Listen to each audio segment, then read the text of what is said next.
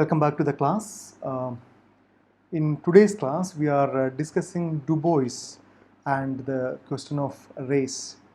Now, in the previous class, I briefly mentioned the reason why I decided to include Du Bois and Perkins Gilman in our discussion on gender and race, because these questions were not integral to the concerns of sociologists of that particular time.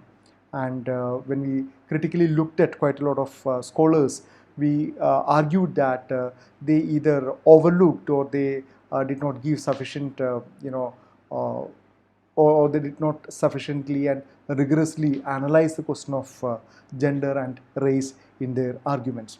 So it is important that we get at least some familiarity with some of the scholars of the same time period, late 19th and early 20th century scholars, what they have to say about these two very important themes.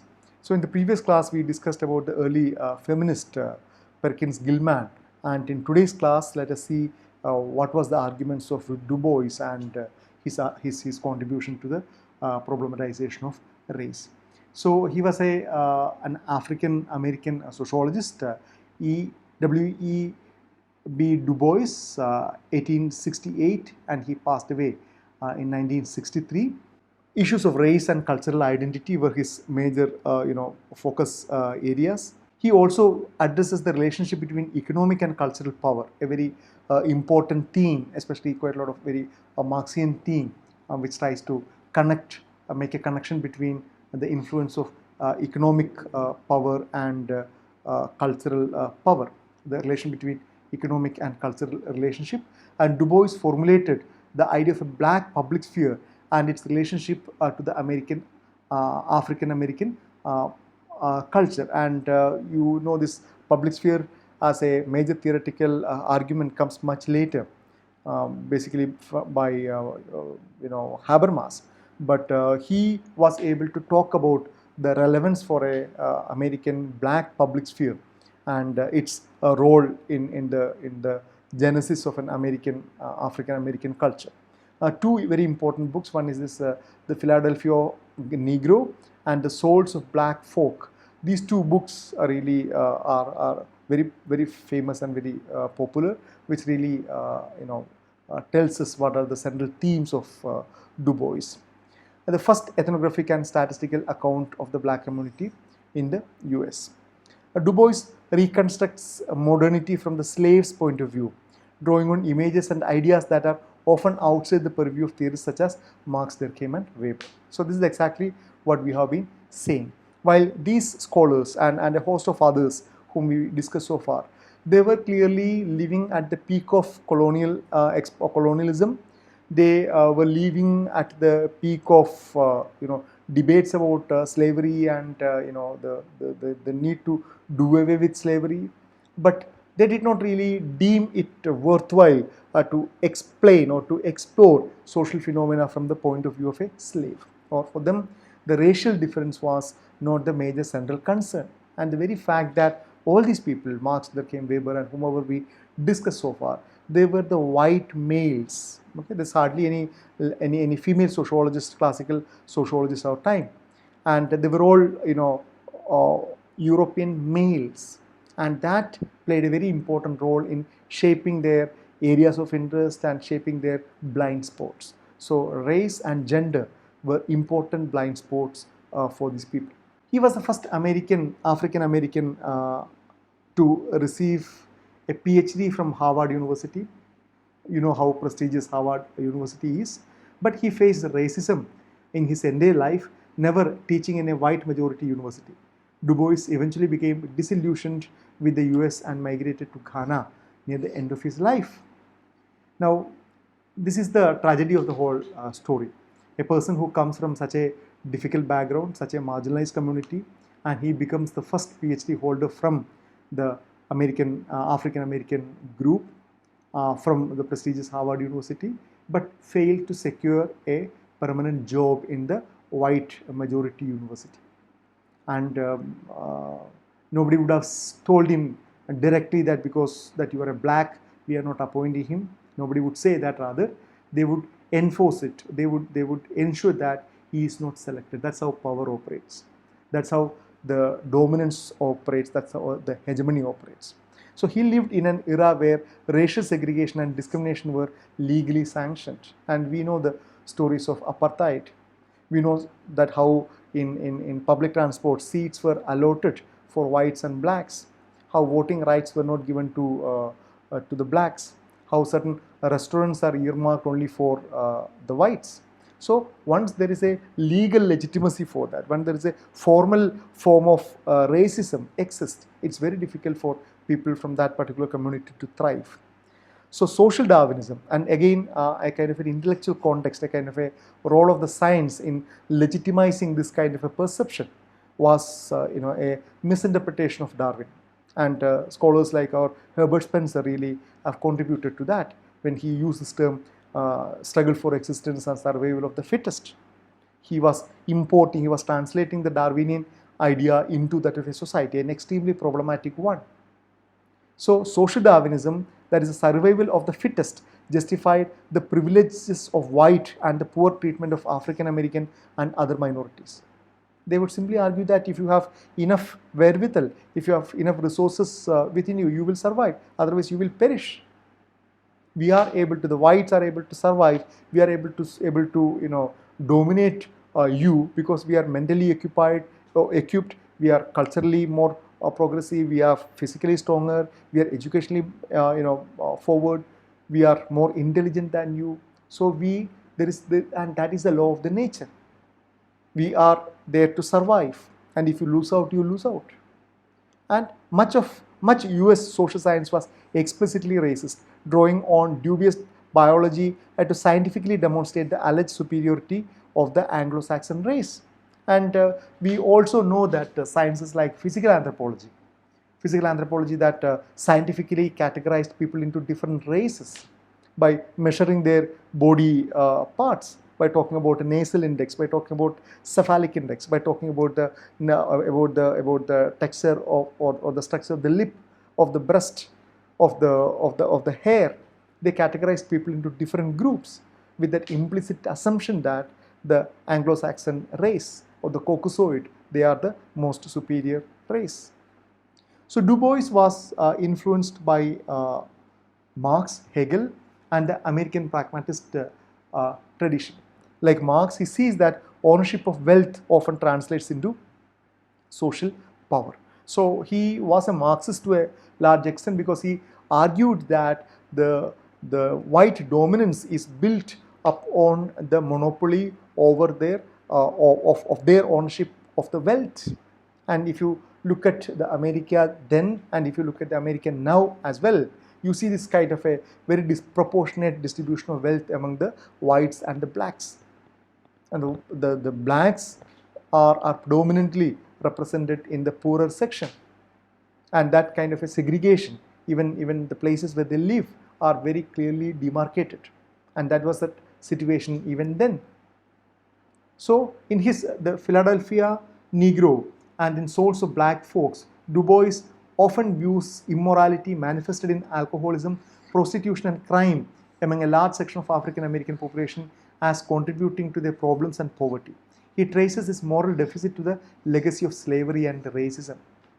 And the kind of the white discourse which are reflected in popular novels and movies and other thing as this black ghetto as the place of anarchy, place of sexual anarchy, place of drugs, place of poverty, crime, where no educated or no cultured white man or woman would venture into. And he argued that all these things, all this moral decadence which are seen in quite a lot of alcoholism, prostitution, that need to be seen in the larger background of slavery and racism. Because these people who are at the lowest sections of the society, they have nothing much to expect. They don't have any easy opportunity to break from the shackles and then lead a more dignified life. So Du Bois argues that the world was becoming divided into master capitalists, primarily white, who control most wealth, the national middle class of many countries, European, Hispanic and Asian, who share bonds of common interest and history, and finally the oppressed workers of all nations, primarily Black, Asian and Hispanic. According to Du Bois, racism is the major hindrance to a fair distribution of wealth. White benefit economically from racism, and the profit of colonialism accruing to West prevents social change. An extremely powerful argument, because we know there are theories in development, including dependency theory and world system theory, which talk about how the colonial countries have been systematically able to extract profit through unequal trade from the countries in the periphery and in the semi-periphery, and through transatlantic slave trade.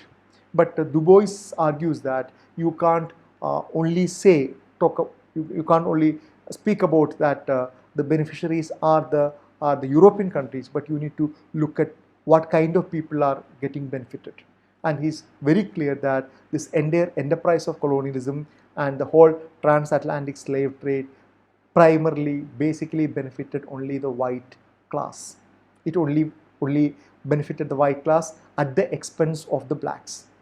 The situation of the blacks deteriorated and the situation of the whites improved systematically. In the opening line of The Souls of Black Folk, Du Bois writes that whites view him as a problem. This is a typical of the stereotyping of blacks as a problem, rather than the people with problems. Blacks are viewed as abstractions rather than individuals. It's a very, very powerful observation. You can even think about in the contemporary Indian scenario, an untouchable, a person from a lower caste, is seen as a problem. Okay, you don't want to look at what kind of a person he is. He could be a nice person, he could be a very intelligent person, he could be an extremely studious person. But in the conventional understanding, you don't really ask this question, what kind of a person is that? The very fact that he belonged to this particular caste is sufficient to brush him aside, or that is sufficient to assume that that person is good for nothing, or to assume that that person cannot come up in life, or he will not be able to do well in education, or he should not come and then have any kind of relationship with him.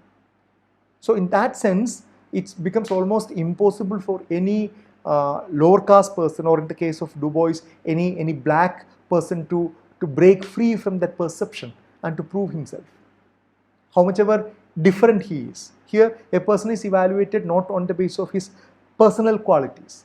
A person is evaluated on the basis of something which he can't do anything about it. Okay, it's a stereotypical impression. It's a kind of a stereotyping a whole population. You don't really go into how different people are. So that is a very, very terrible lesson, terrible experience, and only people who really suffer that will realize that. So Du Bois also develops the idea of a double consciousness and the metaphor of the veil. The black and the white worlds are divided by a veil that requires role playing on the part of the blacks rather than a real interaction. The blacks are always supposed to keep in the back.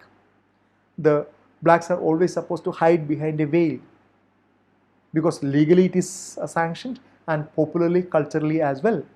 An African American double consciousness, that of being black and American, is often conflicted, and blacks must suppress their rage at their oppression in order to assuage white anxiety.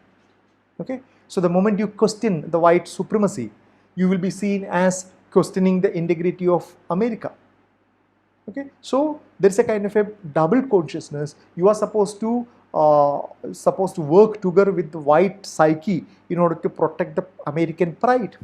But at the same time, in your everyday life, you are facing the discrimination on your personal and your social life. But the moment you talk about that, you will be easily branded as somebody who is sabotaging the idea of a American greatness. And that is a kind of a trap that the blacks are brought in. And you know the kind of very recent upheaval that have swept across America, the Black Lives Matter argument.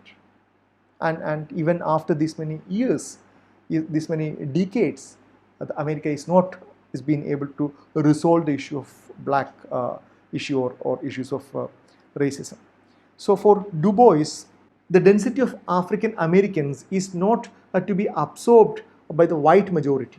Sorry, the destiny of African American is not to be absorbed by the white majority, but to have their particular contributions recognized and cultivated. Black colleges, newspaper, and other organs of education are necessary for such a culture.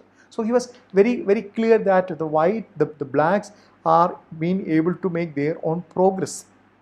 They have their own culture, they have their own arguments, and they must be able to be empowered. And it's not that they have given some kind of peanuts, they have given some kind of reservation, they have given some kind of a token forms.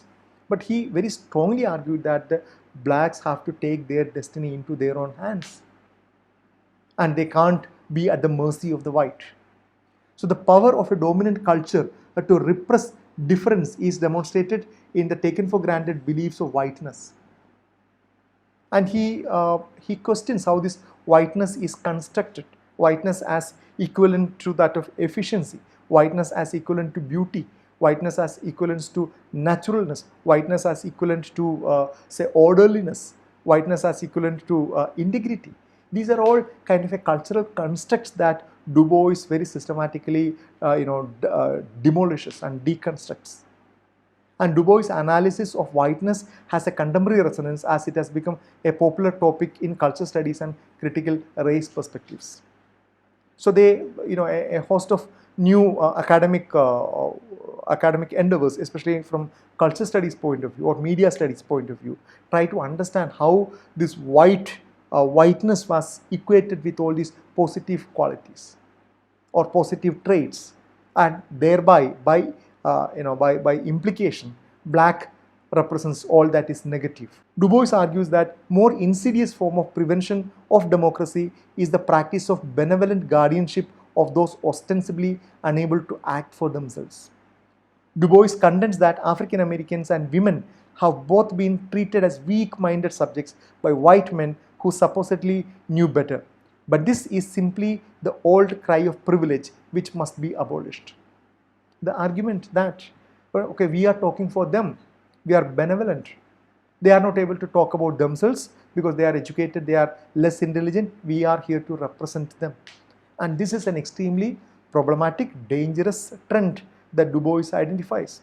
And even now these debates are extremely relevant in the contemporary discussions about caste, about feminism, about gender, about race, that who can speak for whom. How can somebody from a privileged position claim to represent the less privileged? How do we understand? How do the less privileged represent themselves? What are their resources? And why it is so paramount? Why it is so important that the less privileged learn to represent themselves with whatever flaws and inadequacies there might be. So some of these very current debates Du Bois is able to raise even during that particular time. And African Americans, while they are subjected to racism, must develop their own sense of dignity and worth. African Americans must be educated to be actional, as Nietzsche might say. Thus, Du Bois argues that the leadership of the African American community must come from blacks themselves. A very important point, that they must empower, something similar to what Ambedkar has argued. You must educate, empower, and agitate. You must education and then self-empowerment is the only way through which the lower class or lower caste will be able to come up. No privileged group is going to give away their privileges without struggle. That is the history of mankind. No privileged section, whether it is male or whites or upper caste or feudal lords, nobody is going to simply give away their privileges upon mere request. It's only through sustained effort, sustained movement, sustained agitation that the powerful were forced to devolve some amount of power. It has not happened the other way around. Nothing has happened out of benevolence. Nothing has happened out of a sudden change of heart. That's a history. So Du Bois thought the future of the world will rest ultimately in the hands of the darker nation. He became an advocate of Pan-Africanism and developed a strong critique of the oppression of women. So that is why he focused more in forming a kind of a pan African kind of a friendship alliance, a friendship and alliance, a sense of brotherhood. He believed that the destiny of the world ultimately lies with them. For Du Bois, one of the mightiest revolts of the century is against the devilish decree that no woman is a woman who is not by present standards a beautiful woman. And Du Bois brings in the whole question of gender in his analysis, and then looks at how a notion of beauty is created in a white-centric world. Culture determines identities. It's a type of power that extends even to the conceptions of the body, and such forms of cultural authority must be challenged. The very usual practice to equate whiteness with beauty. And I don't need to explain you that, isn't it? Our heroines are always been fair. We have been using, Fair and Lovely cream all through. Dark woman, a dark heroine is never accepted. A dark woman is never seen, celebrated as a symbol of beauty. Okay, we have seen stories of a whole lot of such kind of stories. So Du Bois criticizes that very vehemently. He says that it's a kind of a culturally constructed notion of beauty. Much of Du Bois' thought can be interpreted as elitist. Why? Because he believed that an elites will be able to transform the society. He believed that a group of elites need to emerge, and these elites will be able to change the society. He tends to believe that a cultural elite must arise to lead people in a rational direction. And this again might look contradictory. A person who speaks for the sake of the subordinated people still want a class of elite from there. Du Bois' sociological account of race, culture, and the individual provides a complex, socially and historically informed understanding of suffering, the relationship between power and knowledge, and the tribulations of a divided self. So, he as a person who was born and brought up as a African American who belongs to this black community, who witnessed first-hand discrimination and subjugation from the whites, who studied social science, who studied society in a scientific manner. So he was in a far better position to make sense of all these issues. So his focuses on colonialism and the intersections of race and class domination in a more powerful manner than other theorists of his time. So this is what makes Du Bois an extremely important sociologist. Even before many other people began to speak about the relationship between economy and race. He implicitly raises the question of the black diaspora, of the problem of transnational notions of black identity in the context of racism and oppression. Such ideas must develop within and outside of the conventional accounts of modernity, taking racism and imperialism to be the central components of black experience and modernity itself. And this is an extremely important point, a kind of a prophetic terms, prophetic themes, because now if you look into the kind of rise of post-colonial studies or decolonizing attempts, they always want this racism and imperialism and colonialism to be to the fore. So Du Bois, as a black scholar, was really prophetic in his argument that unless you address the question of imperialism and identity, the racial question of identity, the black identity, this entire discourse about modernity would become incomplete. It would only remain incomplete, because any amount of talk about class, any amount of talk about social structures will be insufficient. It will be incomplete without paying adequate attention to these questions. So that is the relevance of Du Bois. Okay, so I hope by now why that we spent two sessions, one discussing on Du Bois, the other one discussing on the scholar on gender. Okay, so these are the themes that are generally neglected by the mainstream sociologists. These are the themes that either they deliberately or unconsciously neglected or avoided. But now, looking back, now we realize that even then, during the times of all the stalwarts, these themes were extremely relevant, and that is why they continue to be relevant even now, informing and infuriating some of the most intense debates of our times. So, okay, so let us stop here, and we'll meet for the next class. Yeah, thank you.